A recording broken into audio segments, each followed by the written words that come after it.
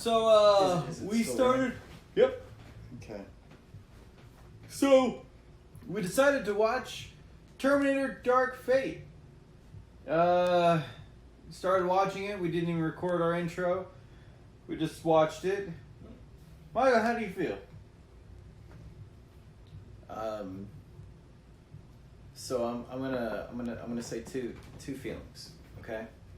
Yep. One, I just in judging the movie by its own merit. I mean, it's fast paced in the beginning. Then it kind of drug on. The acting was okay. Overall, forgettable movie.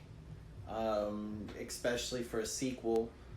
Now, me going into, since my favorite movie of all time was Terminator 2. Okay.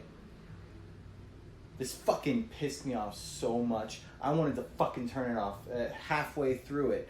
It's just, it's insulting. It's beyond. I have no words for how livid I am at the creators of this. Everybody who produced this, who wrote it, who even conceived the thought of this fucking film needs to stop filmmaking. It needs to stop storytelling, period. James Cameron, I'm surprised if I ever even think about seeing another James Cameron film, and I love James Cameron films. Tim Miller, thank God he's off of whatever else he's going to make.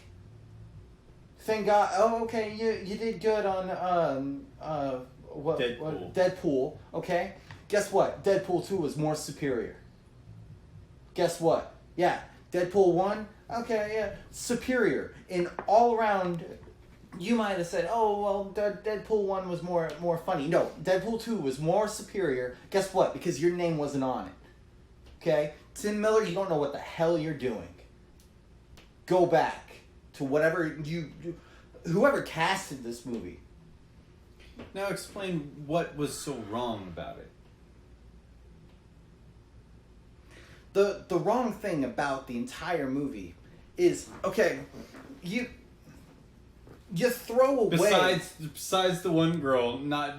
Oh, yeah, and... Seeming like... the one... We're gonna stand and fight! Yeah, and then... Terrible acting. Then it shows a future of, oh, look, I'm a badass.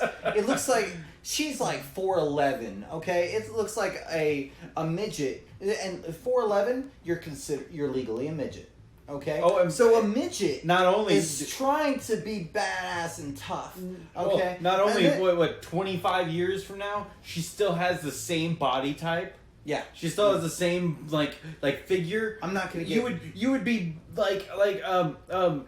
starving and stuff because that was Judgment Day and you haven't eaten properly. You haven't done this.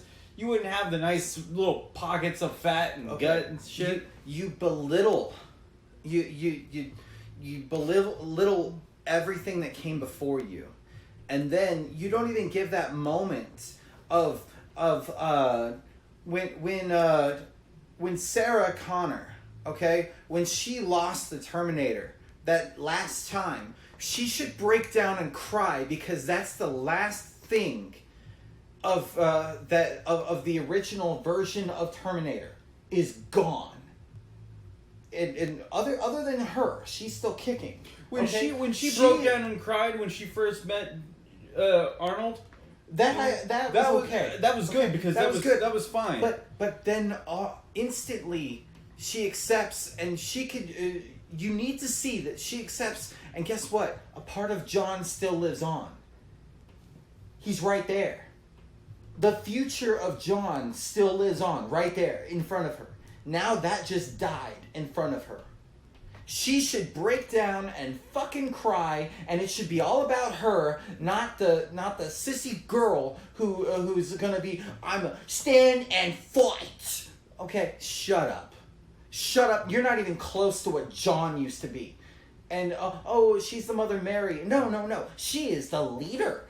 She's the biggest, baddest leader, and she taught us everything that, guess what? Sarah Connor was teaching everybody in the first two. You know, okay, that's what she learned. Now you're basically saying she's gonna learn that all from Sarah Connor was a badass in.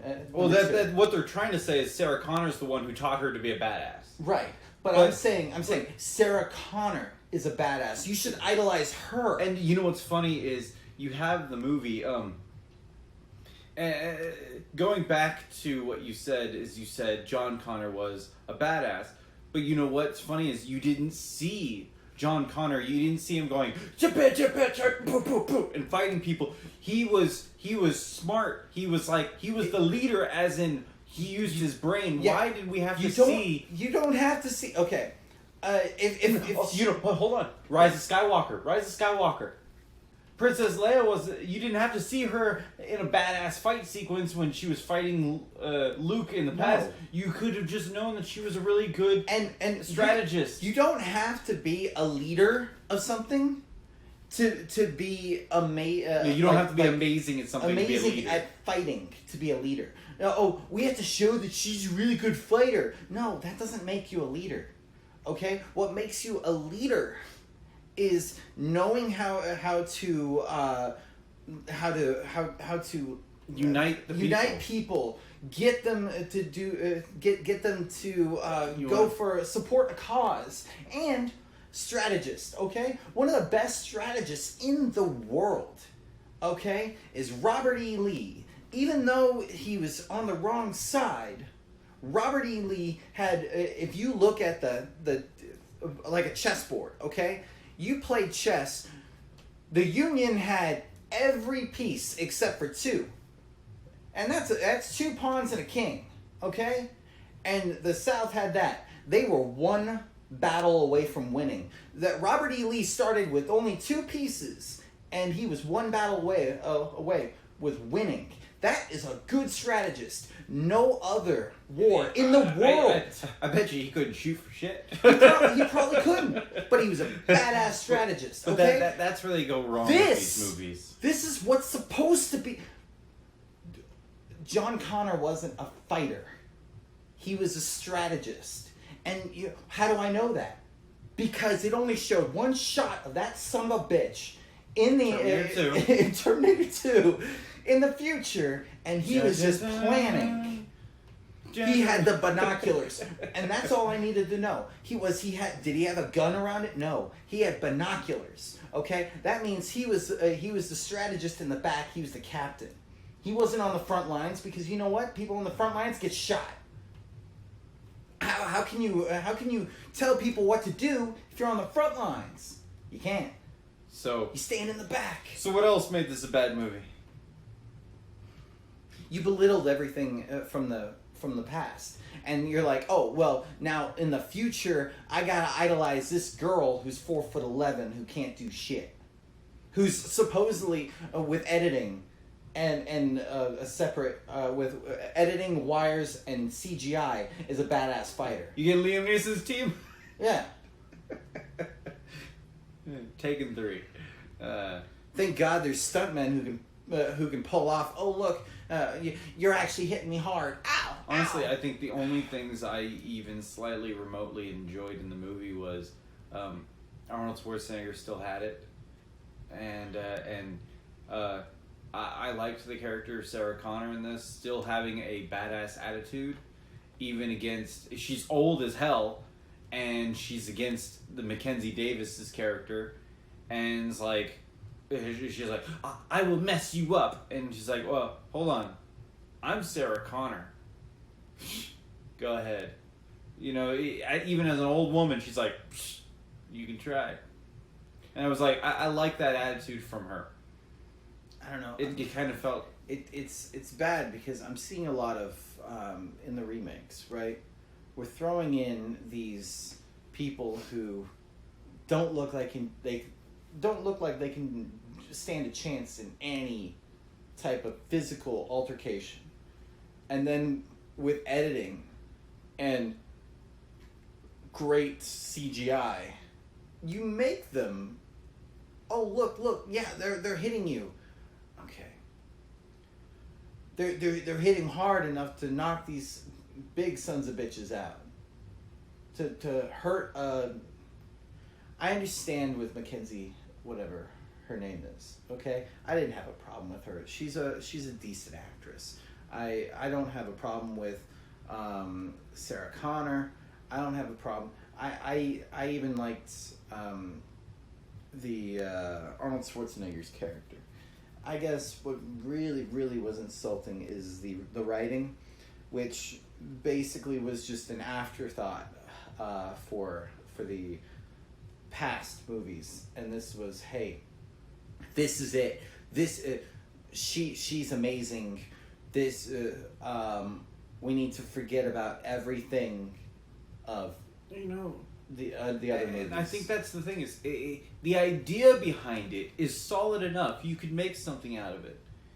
I think the execution is what brought things down, because out of nowhere you're like, let's just get an action scene with an airplane. Oh, how do we get there? I don't care.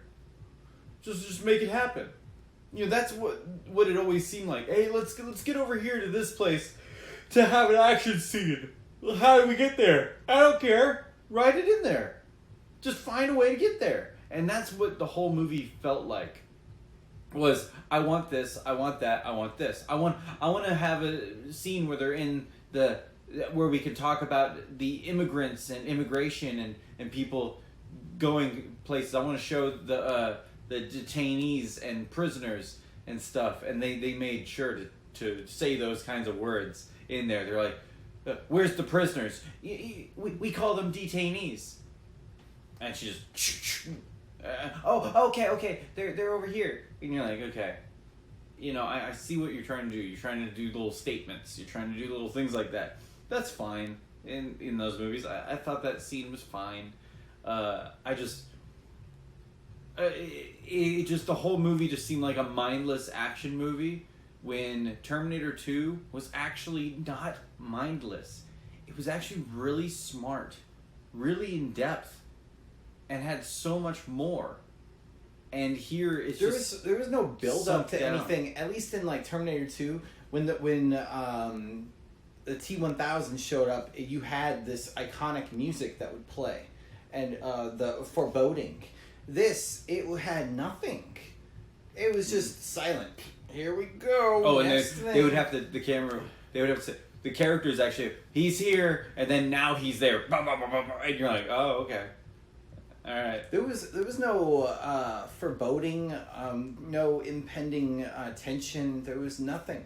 No, Terminator 2, you even have that scene where the guy is at the coffee machine getting coffee, and then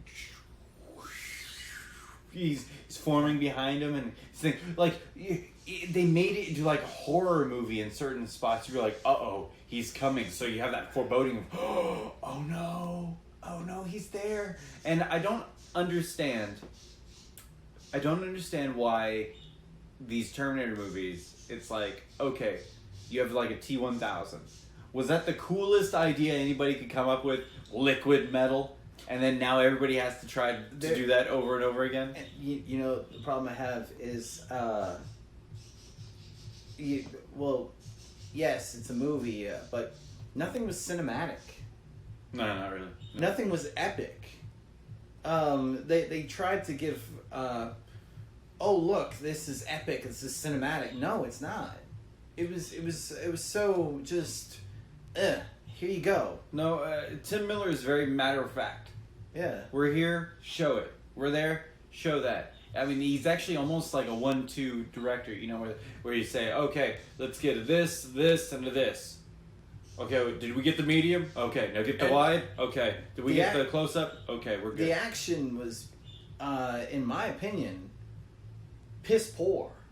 It's like, here, let's just get a wide on that. If we do close-ups, I can't even tell really what's happening too much. Here, get a medium on this shot.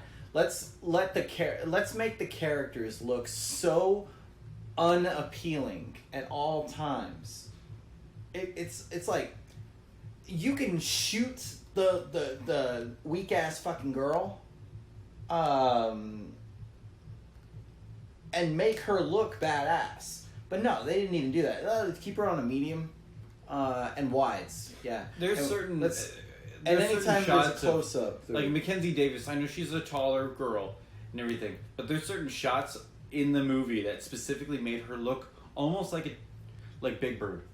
Yeah.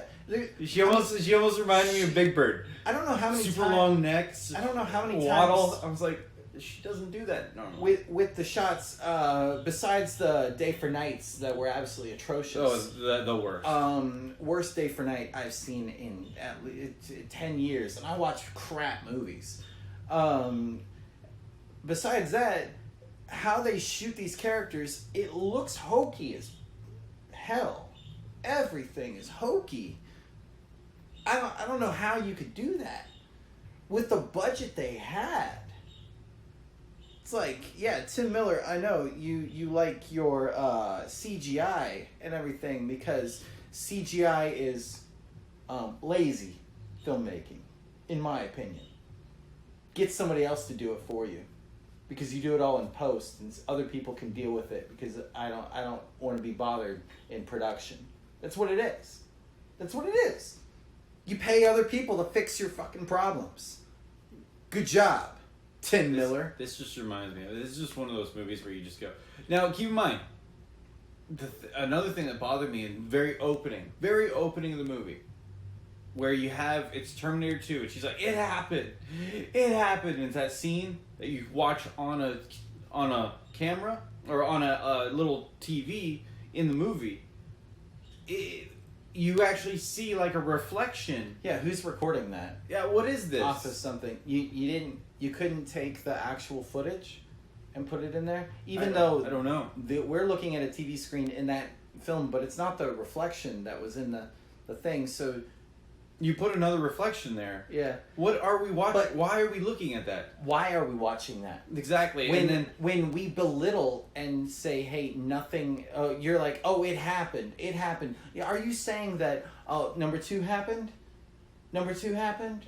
So remember that because we're going to throw it in your face and say it doesn't matter? I don't know. It doesn't matter and nothing matters? And then we did change the future, but John now is an afterthought and piece of shit. Now I do respect at the very end.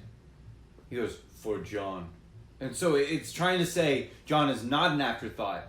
He's the reason why even Danny's still going to be anything because Sarah Connor's still going to be the one who did it. Even that, that's bullshit to me. No, it is. Wait, no, because he should have said it before he slipped off the thing. Because when he said for John way down there, she didn't hear that. Oh yeah, I know she couldn't. She hear didn't it, right? hear that. She could have heard it up there before he slipped off the edge. So you're just saying he's gonna say it way down there? Come on. I was expecting him to say it right there. There's no emotional moment. Just reminded me of a Gandalf. Fly, fools. Yes, give me that. But a thing that also I do praise one thing.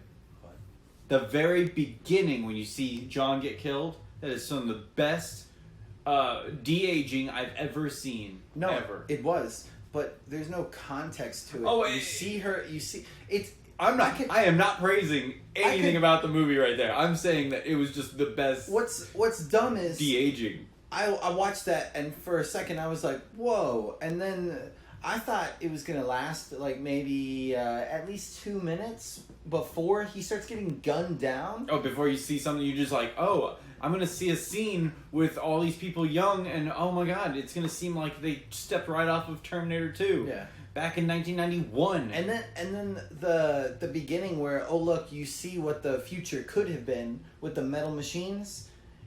That looks cheesy as hell.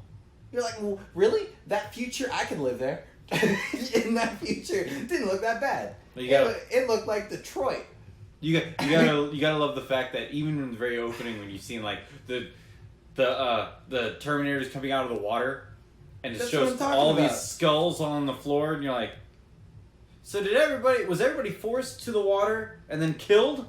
I don't get how that happened. Why can't you just come out of the water regularly and then maybe come up to stuff?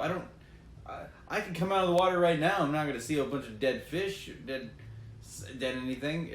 Even if we start killing things, Why in the water is it going to be there? None of that makes sense. A lot of the movie is just the dumbest stuff. You just kind of go, turn your brain off, and just, action. Oh, boom, boom, explosion. Oh, Transformers people like this movie.